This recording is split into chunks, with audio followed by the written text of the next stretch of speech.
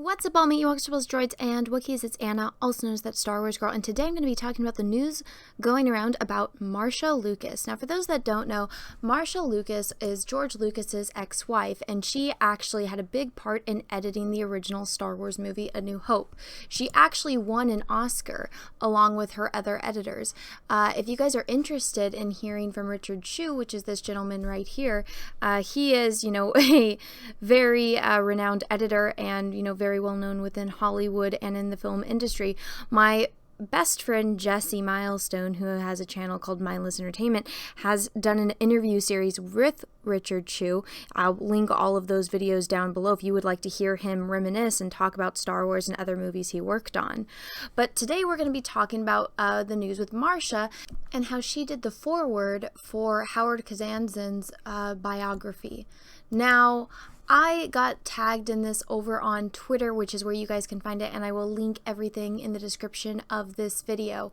So I read this and I knew exactly how it was going to go, as you guys can see from my tweet, but let me just trickle over here and read this out to you. Now, this is from the account Jedi Scum, and it's the @JediScum83. So this is what it says. I like Kathleen. I always liked her, says Marcia Lucas. She was full of beans. She was really smart and really bright, really wonderful woman. And I liked her husband, Frank. I liked them a lot. Now that she's running Lucasfilm and making movies, it seems to me that Kathy Kennedy and J.J. Abrams don't have a clue about Star Wars. It's almost like I've said that for years now. They don't get it, and J.J. Abrams is writing these stories. When I saw that movie where they killed Han Solo, I was furious. I was furious when they killed Han Solo. Absolutely, positively, there was no rhyme or reason to it. I thought, you don't get the Jedi story. You don't get the magic of Star Wars. You're getting rid of Han Solo, and then at the end of this last one, The Last Jedi, they have Luke disintegrate. They killed Han Solo, they killed Luke Skywalker, and they don't have Princess Leia anymore. And they're spitting out movies every year, and they think it's important to appeal to a woman's audience. So now their main character is this female who's supposed to have Jedi powers, but we don't know how she got Jedi powers or who she is. It sucks. The storylines are terrible, just terrible, awful. You can quote me, J.J. Abrams, Kathleen Kennedy, talk to me. Now, she's saying what I and so many other people have been saying for years. They clearly don't understand Star Wars, and it's not rocket science. This new fan base that she even says, they're trying to appeal to a woman's audience, but they don't understand Star Wars. It took one woman to do what no man can do. That's Princess Leia. And they think just filling the screen with women is going to get a woman, a higher female audience. And that's not how it works. It's quality over quantity. And there is absolutely no quality to the writing in the Disney Star Wars films. There's just not. There's definitely quality to the filmmaking and the cinematography and the music because they're visually appealing, but the heart is missing, which is what she gets into. Now, of course, this account linked all of, the works cited, where they got all of this, and there's more, references from Marcia speaking in the book.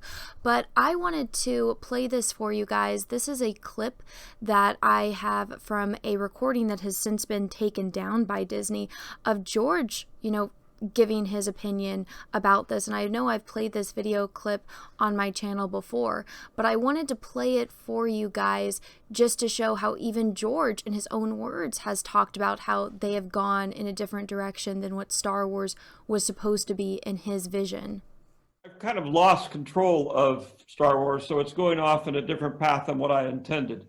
But the first 6 are very much mine and my philosophy. And I think that philosophy sort of goes beyond any particular time, because it's based on history, it's based on philosophy, it's based on a lot of things. And the first 3 basically tell you how a democracy turns into a dictatorship, and you end up with a tyrant, the emperor. It's a very important now, where we are now in our political history. So those are the words from George Lucas's own mouth, as you could see. Now, that was a live stream that was taken down, and it was Melody Hobson, his wife, that was, speaking to, kids, 12-year-olds. And, since she's married to George, she asked him to come in and, talk to the kids. And that was some of the advice that he gave these kids. Now, Disney found out about it and made the channel take down the live stream, which is unfortunate. But, that's the length that Disney will go. And the fact that George Lucas, the man that created Star Wars, spoke out against it. The fact that his ex-wife, Marcia, is speaking out about it. Even Mark Hamill has spoken out about it. The lightsaber goes like this and flies off. I said, oh, what a great entrance. Ah! Ray caught it? She hasn't even been to Dagobah for training. What's the deal? When I read 8, I told Ryan, I fundamentally disagree with virtually everything you've decided about my character. Who is this guy? How did the most optimistic, hopeful character in the galaxy turn into this hermit who says it's time for the Jedi to end? I read that and I said, what? That's not what a Jedi does. A Jedi is optimistic. A Jedi has tenacity. He never gives up. He doesn't secrete himself on an island. But Luke would never say that. I'm sorry. Well, in this version, see, I'm talking about the George Lucas Star Wars. This is the next generation of Star Wars. So I almost had to think of Luke as another character. Maybe he's Jake Skywalker. He's not my Luke Skywalker. So now you've heard from Marcia, you've heard from George Lucas himself, you've heard from Mark Hamill. Now, here's another clip I'm going to play for you from a video I did a year ago. He used to be the head of Walt Disney World, and he talked about how they were designing the Star Wars land there and how it was going to be Tatooine, and how Kathleen Kennedy, she really doesn't understand Star Wars, and this is him talking about how that project got destroyed and it turned into the disaster that it is. Indiana Jones Theater, that was going to be like the heart of the Star Wars land. That was going to go away, and we were going to plug it right in there. The Mos Eisley Cantina was going to be right across from Star Tours, and we had all kinds of great concepts with that. And we had gotten way down the path on art drawings, and we hadn't gone into architectural drawings or anything. And then we got a call one day, and they said, well, we got some news for you all. And the Imagineering guys, they've heard this line many, many times during their career. And I had never been through this. They said, well, yesterday, Bob Iger met with Kathleen Kennedy, who, as a lot of people may know, was sort of George Lucas's protege and headed up Lucasfilms.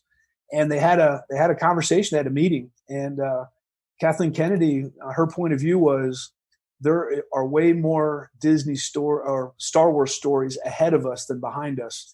So we really should think about, or do we want to build a Tatooine and build what all the 50-somethings remember Star Wars is, or do we want to build something else which is going to appeal to all the upcoming generations who are going to know the new stories? And that day, the Tatooine was killed at the studios, and all those concepts were put on a shelf, and I'm sure they're sitting in a vault, and I'm sure they're going to be shown someday about what that land would have looked like and what the attractions were going to be. And the Imagineering team, we got off the phone, and I said, can you guys believe this? And they said, this is terrible. We've been working on this. I said, well, what's next? They said, well, we're going to get on a call tomorrow and start over. I said, that's it? They go, look, go out tonight, go have a few beers, cry in your drink, come back tomorrow, and we're starting again. And they had been through this before. They know that until it's signed and until you start breaking ground, none of these projects are guaranteed. So you could see from that clip that I just played for you guys that that video is actually linked in the description of this video if you guys want to go check it out and see a more in-depth analysis and breakdown of everything that was discussed in that clip. But you guys can see just with one phone call, she destroyed Tatooine and all of the Star Wars fans that worked on it because it was only going to appeal to 50-plus-year-old audience, which we all know is complete bullshit. Now, after everything that's happened, this was actually from this next clip I'm going to play you is from the Disney shareholder meeting, which they have to have these meetings publicly, and I'm going to play you this audio from it where somebody calls in because certain shareholders are allowed to call in and ask questions. And I mean, a gentleman actually asked if they're going to fire Kathleen Kennedy. So let me play this for you. Greetings and salutations. Are you guys looking at firing Kathleen Kennedy or asking her to resign and promote somebody like Filoni or Favreau or both as a co-counsel? Thank you for your question, George. We've been absolutely thrilled that we can have the kind of creative talent in our company, the likes of Kathy Kennedy to run Lucas. And we look forward to having Kathy directing the activities of the entire Lucasfilm organization for many years to come.